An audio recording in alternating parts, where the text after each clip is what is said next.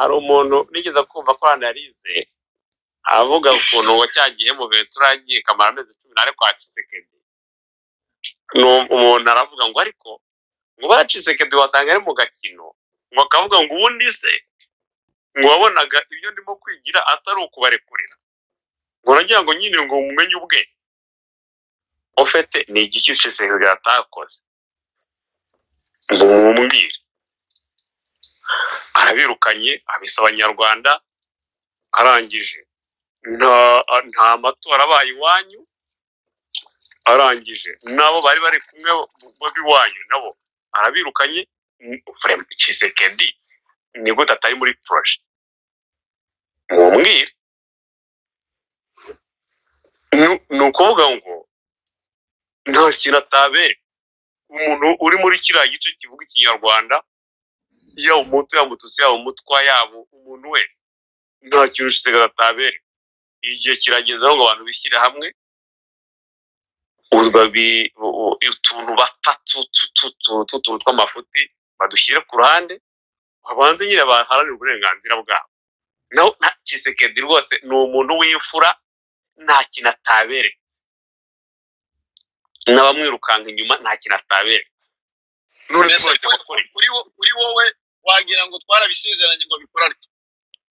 Ngira ngo ahubwo y'amezi 18 mu Kinyiranyino nta kintu ataberetse. Arababwira ati nta matora azaho muri, akababwira ati bakabarya, akababwira ati ntago muri abakongomani. None n'abandi babarwanyaga b'indani muri mwe bavuga bajya kumwihomaho, nabo yahise bakikinga out yaberetse ati musange bene wanyu. None se icyo ataberetse ni iki? Ni mwemwe mu gisinzire. Nuko ngo abantu bagomba kuvuga bati nuko okay kose nta kintu ataberetse. Tshisekedi rwose ngiye nanamukunze, nta muhwe, nta kintu atabereka, ibintu yara byose yarabiberetse. ahubwo nimwe muri ahubwo ndi kubona iyi ariyo Mwendre Escarimuche. Akaba no kwivugira nkeka ko yababwira ari muri projet. Ipa ari muri projet. Ahubwo rero ko yavuze nazoza agenda kuramwe umwe me. Nabangaba bose atangiye. Ari terme bakoresha hano ngo yita rwandalization. Ngo guhirika rwandalization cyangwa. Ubwo rero urumva byahereye mu gisirikare aho abantu bose babashize ku ruhande babashira muri dispo. Ubu rero bigeze mu nteko ishinga amategeko no mu nzego za leta. Biragaragara ko iyi rwandalization rwose ikomeje, kandi nk'uko Mugabe bivuga nta bundi butumwa agomba gutambutsa butari ubu ngubu. Bigeze ahandi umuntu avuga ngo ufite amatwi niyumve, ufite amatwi narebe. Ndumva nta kindi gisigaye rwose, naho gutega amaboko ku basigaye bahagaze twirwaneho M23 ikakira abantu neza kugira ngo ibashyireho, ibahe refresher training, bajoining abandi bumve bishakire uburenganzira bwabo, bazabe abashinga amategeko rwose, bazakore muri constitution igaragara kandi bishyiriyeho. Ndagira ngo tugushimire Mugabe, kandi niba ari muri me naho hakonje tukomeze kubihanganisha, cyane yuko ari ikirere kiri abantu bose basangiye muri iyi minsi hirya no hino. Sinzi niba twakomeza mfite ikibazo kimwe gishoboka ahangaha, nibura na Mugabe ataragenda. Mu by'ukuri turabizi ko uriya mu perezida wacu ari we Perezida Tshisekedi afite uburyo yivuruguta mu ibyaha byinshi cyane, mureke mbivuge gutyo, kuko igihari cyo niba yaravuze ngo umuntu uvuga Ikinyarwanda wese azagenda mukuraho, akabivuga mu marenga, bikagenda bigaragara, abantu bakagenda bapfa. Ibyo ngibyo byari bihamya bigaragaza ijambo yavuze ko ari ukuri. uyu munsi uwitwa ngo avuga ikinyarwanda none nawe wese yamukuye mu buyobozi. Ubwo ibyo ni ibigaragaza ko ibyo avuga y'amadisikuru y'urwango yose agenda aboneka hariya muri buriya butegetsi. Eske ni ukubera iki we adahura na puresha iruhande ziza ngo abantu ngo bamutere puresha? Biba byagenze gute? Ni iki kiba kibyishe inyuma? Murakoze. Erega huriya Kongo sinzi ko hari umuperezida wundi wigeze ugira puresha akora ibintu nk'ibi w'umunyafurika, kubera ko abaperezida b'abanyafurika iyo barimo kwica abaturage babo nta puresha y'amahanga ijya ibajyaho, niko mbibona. Simbihamya ko nta puresha ijya ibajyaho, cyane cyane iyo baruma bahuhaho. Urabona iyo ari kumwe n'abanyamerika baha ibyabo, yaje mu Bashinwa akabaha ibyabo, ninde se uzamuha puresha? Azamuha puresha y'iki? nta umuntu leta iyo yatangiye kwica abaturage bayo nta puresha igira iyo buri muri Afurika. Cyakare nko mu bihugu by'Abarabu hari ukuntu bashaka gukuraho umuntu, ariko jusqu'à maintenant Tshisekedi nta muntu ushaka kumukuraho mu rwego international. Niyo mpamvu nyine ejo bundi urabona ibintu byabaye mu matora, ibintu byabaye mu matora nyine abantu mwese murabibona. Nta puresha zamubaho, abantu bahigwa bakicwa nibo bagomba kwifatira gahunda bakahana uburenganzira bwabo, ahubwo puresha ahubwo yaza iza kuri nabo ngabo bashaka kuticwa. Urebye ahubwo nibo bajyaho puresha cyane. Ni ngombwa rero ko nabo bidemarika bakavuga bati nubwo puresha turiho ariko tugomba kubaho. Ikindi kandi ubu ngubu ni time nziza yo gukurana bariya bandi basaga n'abagiye kwihomba kuri Tshisekedi, bavuga ati mukasa n'ababa mubabembereza mukavuga ati he nimureba ko namwe mumeze nkatwe. Ariko wari wabona ahantu bavuga ururimi nta n'umudepite n'umwe watowe. Ni ibintu bihita bigaragara ko abantu bagomba gushyira hamwe bakishakira igihugu cyabo, bakishakira ahantu habo, bakitegeka. That's utabibona muri uwo mujyo sinzi igihe azabibona. Anamuhiza imuheto yabugira induru. Igihe kirageze. Igihe ni iki abagira iyo bajya za Kananga na za Yariya hose bakagenda, ariko abavuga ururimi mvuga bagomba kuguma iwabo bakagira uko bayoborwa, bakagira uko babana. Nge niyo contribution natanga. None no kubera iki abo ba perezida ba Afrika, reka tuvuge uriya kuko niwe tubona wivuruguta mu byaha gusa cyane kurusha abandi, niwe tubona wisi ujya mu byaha rwose akabiryamamo akabyisegura. Ibyo byose ni igiki gishobora gutuma mu by'ukuri umuntu nk'uriya izo puresha zitaboneka? Ni igiki kibyishe inyuma? Biba byari nuko ubwo bwicanyi akorera abaturage be ntago bangamiye inyungu z'abagombye kumushyiraho puresha. Nta kindi. Impfu zanyu nta kintu zibabwiye. Bazi ko n'ubundi bumeze nk'inyamaswa, n'ubundi nk'inyamaswa iri mu ishyamba yica indi, niko babona. Rero iyo puresha ntago, ahubwo uzarebe iyo puresha ahubwo ijya ku bantu bashaka guharanira uburenganzira bwabo, kuko babona ko inyungu zabo zishobora kubangamirwamo gakeya. Uzaniho kenshi niho puresha ijya, niho puresha ubona isa ifite tendansi yo kujya. Rero uriya mu perezida nta nyungu mu bwicanyi akorera abaturage be, nta nyungu za matsibihugu akoraho. Wakomeza kwiba arakomeza akiba, umushaka ngo nta nyungu zabo akoraho. Niyo mpamvu rero nta puresha bagomba kugira, kandi nta bakaringa n'impfu zanyu. Mwebwe mugomba gukoreranga n'impfu zanyu, mugaharanira uburenganzira bwabo, bazabahindukira babona nyine inyungu zitangiye kubangamirwa, ariko nanone bacemo nyine n'izo nyungu zabo. Inyungu zabo zabariya abantu either way bazigeraho, either way bazazigeraho. Rero ntago perezida uriho, ntago Tshisekedi barimo kwica abantu abangamira inyungu za Mpatsibihugu ngo babe bamushyiraho pressure, ahubwo urebye bamwihohoraho. Ndabyumva rwose, ndabyumva. None reka mbaze iki kibazo, nibura reka nkibaze, ese ahari ko tubona mu by'ukuri yivuruguta mu byaha ndetse afite abamurwanya kandi banamurusha n'imbaraga, usibye ibyo kuba yakoresha izindi mbaraga inyuma afite, kubera iki? Kandi turabizi aho imbaraga zose icyo baba mu profitaho ni iriya mitungo y'iwacu, nariya mabuye y'agaciro, ni umutungo kamere wa Kongo yacu. None ni gute n'abo bandi baharanira ukuri kwabo nabo ubwabo bashobora gupartaja ku buryo batabangamira izo nyungu z'abo bantu, ariko nabo bakaba abantu begerwa nabo bampatse ibihugu cyangwa se nabo ngabo bakagombye kumutera pressure, hanyuma nabo noneho bakisanga mu murongo nk'uwa perezida cyangwa se nkabura butegetsi buduhozaho igitutu butubangamiye kuri ni iki kiba gikorwa.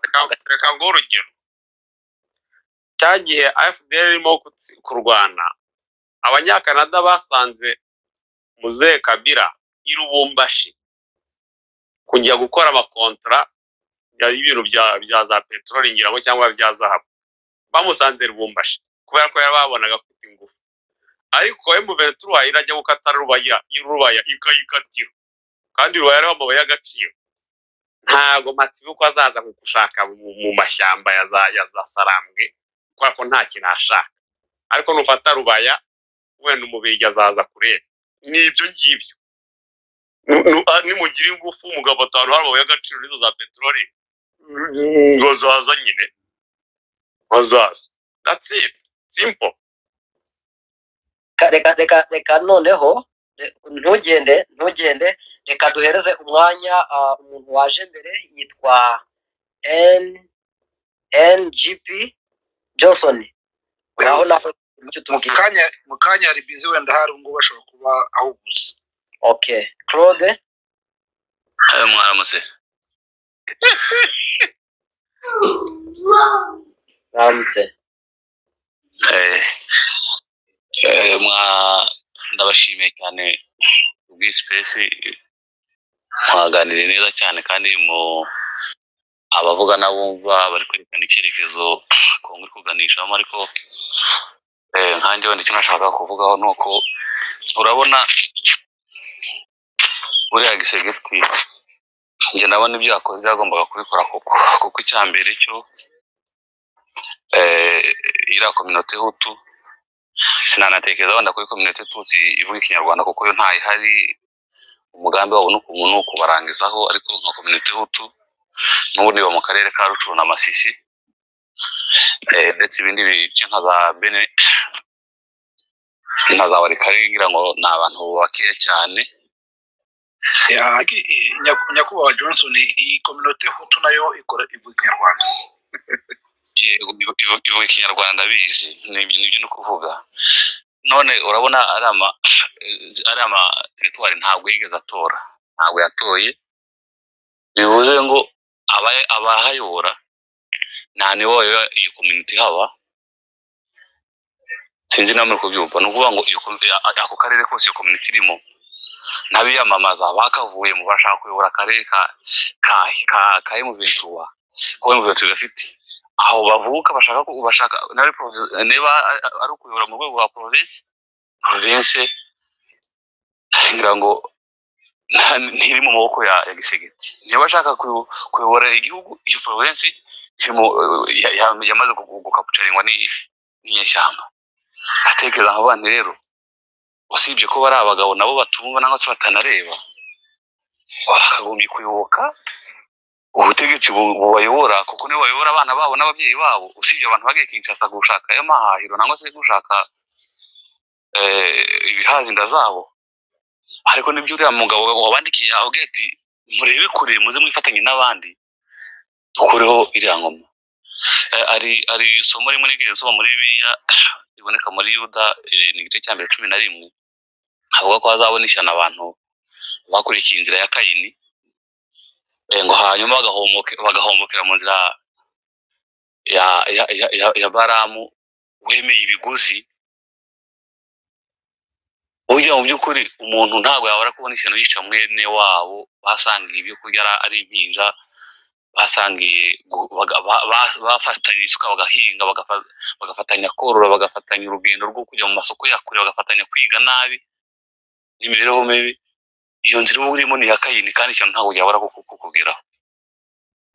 Ikindi cya kabiri, niba ukurikiza ya Baraki yo kubona ibiguzi, ntabwo uko byagenda kose nge ndumva iriya community ibabaye cyane igaragaza umubabaro.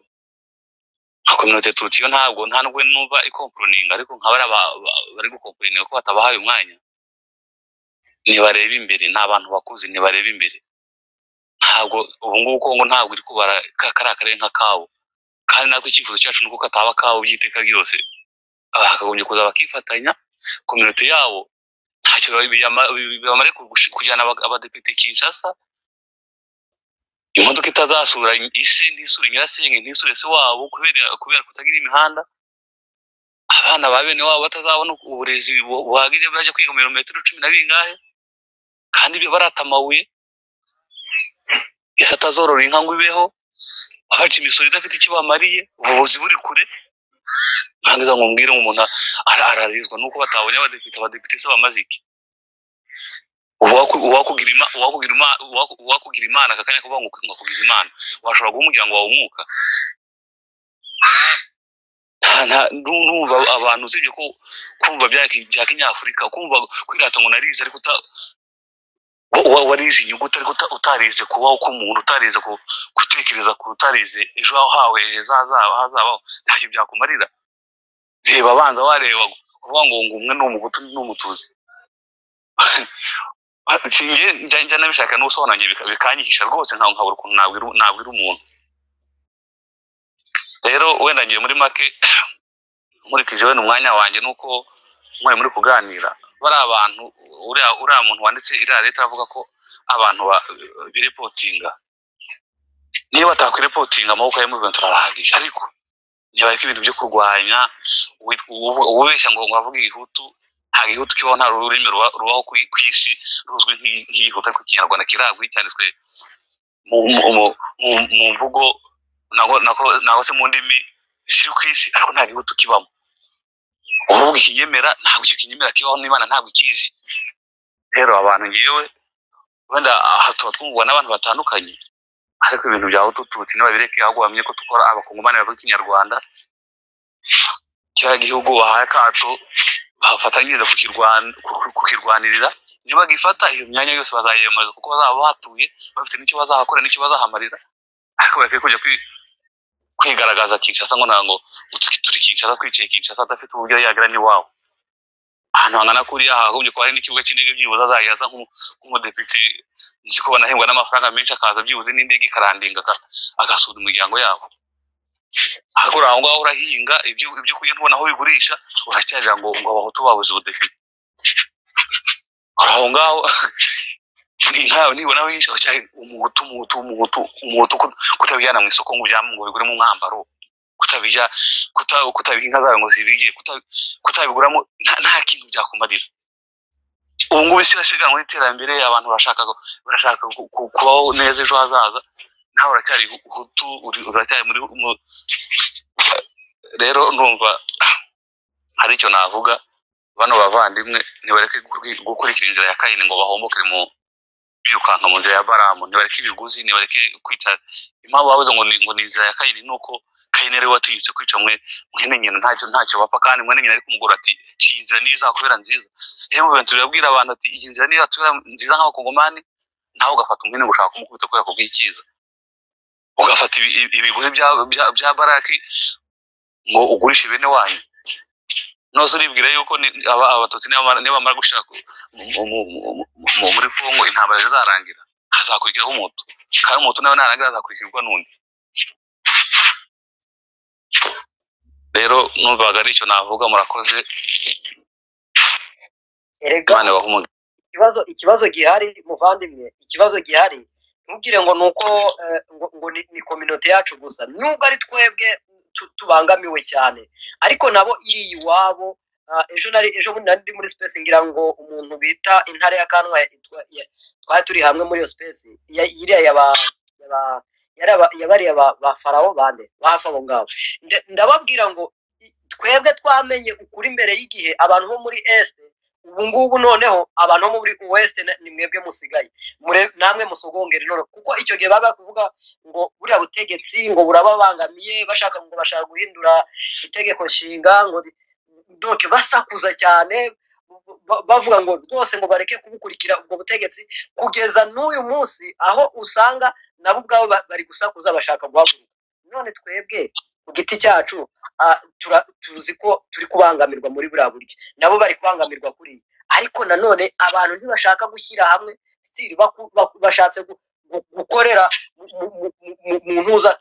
Ngira ngo umwanzi wawe umukunzi w'umwanzi wawe yakagombye kukubera umwanzi w'umukunzi wawe. Donc nidufatanye tugafatanya nabo kugira ngo turwanye uwo mwanzi, ariko sinzi impamvu abo bantu tutagira ngo dufashanye, ahubwo bakirukanka ku nyungu z'uwo mwanzi wabo ari we wacu. Biba byatewe n'iki? icyo nicyo navugaga, wenda nshaka kugira ngo wenda abantu cyane cyane nk'abo mukora amaspace menshi nangwa se n'abafite wenda community y'abo bantu muziranye, mu by'ukuri wenda nk'icyo wabazaga, abantu bakaribye kure bagafatanya, kuko niyo nzira yonyine yo gukemura ibibazo. Kuko niba wambwira ngo umwana ubu ngubu uri muri Nyatura ntacyo bimumariye kuba afite umudepite mu Kinshasa, ntacyo bimumariye nta na gito. Umuntu niyo gisegita bari perezida, njyewe njya gutanga urugero, wenda tuba nk'urugero mu Rwanda ubutegetsi buriho Kagame n'umututsi, ariko ntabwo bibuza ko umututsi ufite umurima ajya guhinga n'umuhutu akajya guhinga, bakweza bose bagahuriza ku isoko. Ikintu ubutegetsi bumara ni ukureba inyungu z'abaturage muri rusange, ntabwo zitarobanuye, zigashakira abaturage umutekano, zibashakira ibikorwa remezo, zikabagira inama yo gukora. Ariko nta munsi n'umwe ubutegetsi kuba hagiyeho umututsi, kuba hagiyeho umuhutu, kuba hagiyeho umutwa, ntacyo bizamarira rubanda rugufi, ntacyo bizamarira umuturage. Ariyo mpamvu abantu bakwiye kurenga ibyo ngibyo bakareba kure, kureba ikintu cy'amoko. Ntabwo washinga botiki ngo nuburirwa na bene wanyu byonyine bizatuma gutera imbere. Ntabwo ikintu cyose gikenera mugenzi wawe, wanga wabikunda. Niyo mpamvu dukeneye n'abanyamahanga. Abanyamahanga aka kanya aho waba uri hose utabonye abanyamahanga, ibintu byawe ntabwo byagira agaciro, ntibyabona isoko, n'amafaranga yata agaciro, kuko ntacyo bakora mu gihugu. Rero aba bari abantu ntibazamura imyumvire,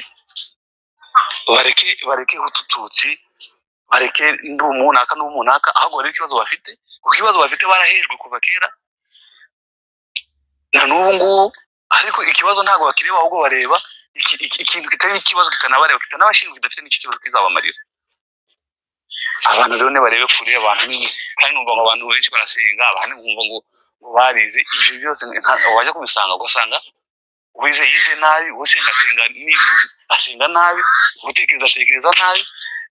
Abantu bakwiye kujya mu nzira ya mwene muntu, bagatekereza kure, bakamenya Imana ikibashakira, bakamenya ko ukeneye mugenzi wawe nawe ariko ukeneye, niho amahoro azaboneka, niho ibintu bizagenda neza, kiriya gice cyacu cya Kongo kikaba cyiza, tukagira icyizere, n'abana bacu tukagira icyerekezo tubaha bazakurikiza. Murakoze.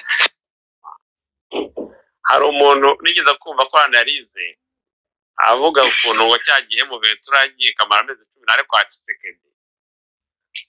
Umuntu aravuga ngo ariko ngo ba Tshisekedi wasanga ari mu gakino, ngo akavuga ngo ubundi se ngo wabonaga ibyo ndimo kwigira atari ukubarekurira, ngo nagira ngo nyine ngo mumenye ubwe ofete ni igiki Tshisekedi atakoze ngo mumbwire.